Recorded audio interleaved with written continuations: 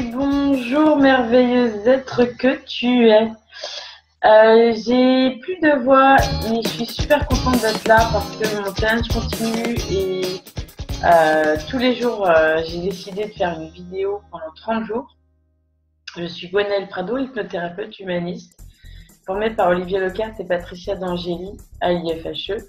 L'hypnose humaniste, voilà, c'est ma passion et je vais vous faire partager tout ce qu'il y a de bon à vivre quand on vient voir un thérapeute comme moi ou quand on arrive à faire quand on va faire des ateliers et là on arrive à aller à l'intérieur de soi pour changer et pour aller de mieux en mieux.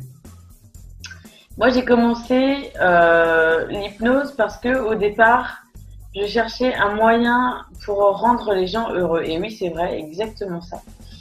On m'avait orienté vers relaxologue, des choses comme ça et puis à 20 ans, entre 20 et 23 ans, j'ai eu à récupérer des gens dans la rue qui tombaient d'inanition. Un jour, j'étais devant le fameux cinéma Le Rex. C'était les jours de la fête du cinéma. J'étais dans la queue.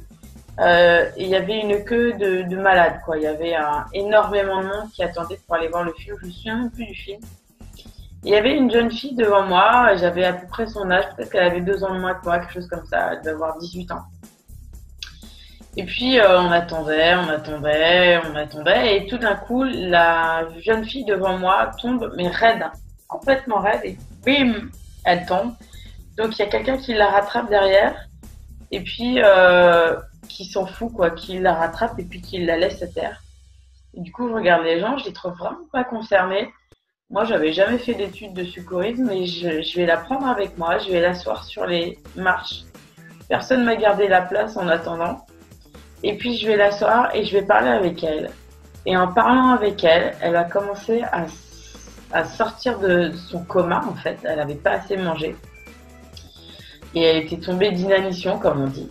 Et en parlant avec elle, elle va commencer à ouvrir les yeux, à respirer, à reprendre de l'énergie. Et puis voilà, à me remercier et puis à repartir dans la vie. Voilà, donc j'ai eu une première expérience comme ça. Après, j'en ai eu 2 ou 3 où dans certains milieux aussi, il y avait des gens qui se sentaient mal, qui tombaient malades ou quoi. Et l'environnement n'était jamais concerné. Et une fois aussi où j'étais à la fac à Paris, j'étais à la fac dans un cours, on est eu 70 environ. Et dans ce cours-là, je connaissais pas du tout les gens autour de moi, du coup. Il n'y avait pas mon petit groupe d'amis.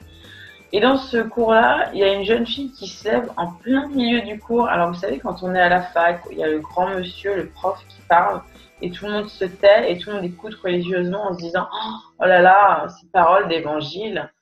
Et ben la fille se lève, et d'un malaise, on sentait vraiment le malaise suinter d'elle, la pauvre. Et puis elle demande si elle peut sortir.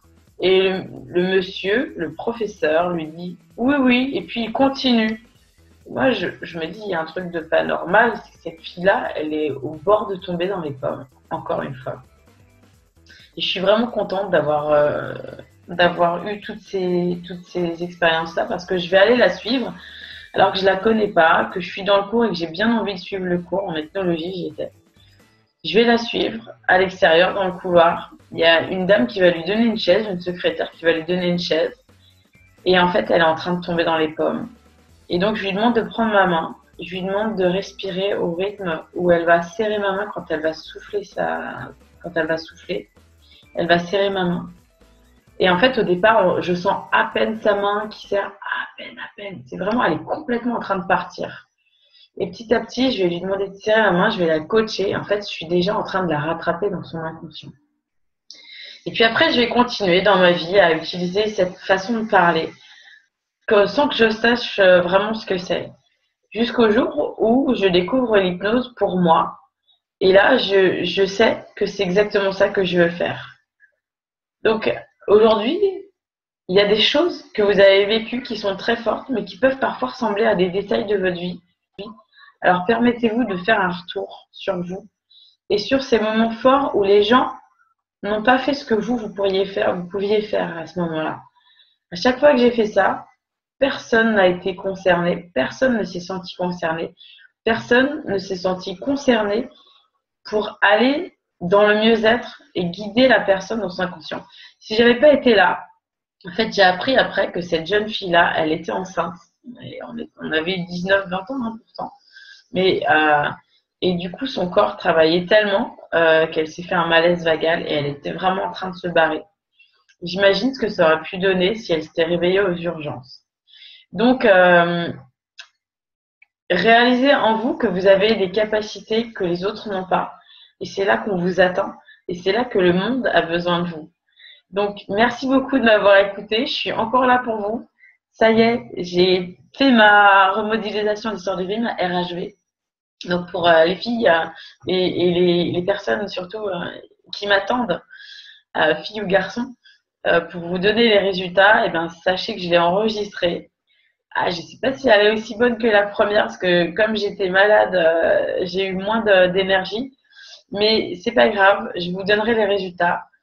Prenez soin de vous. Je vous souhaite une merveilleuse évolution. Merci de liker, de partager. Cette vidéo, elle est faite pour vous.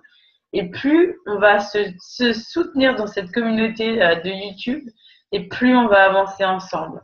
Donc, merci de liker, de partager. On est tous ensemble et merveilleuse évolution. À demain.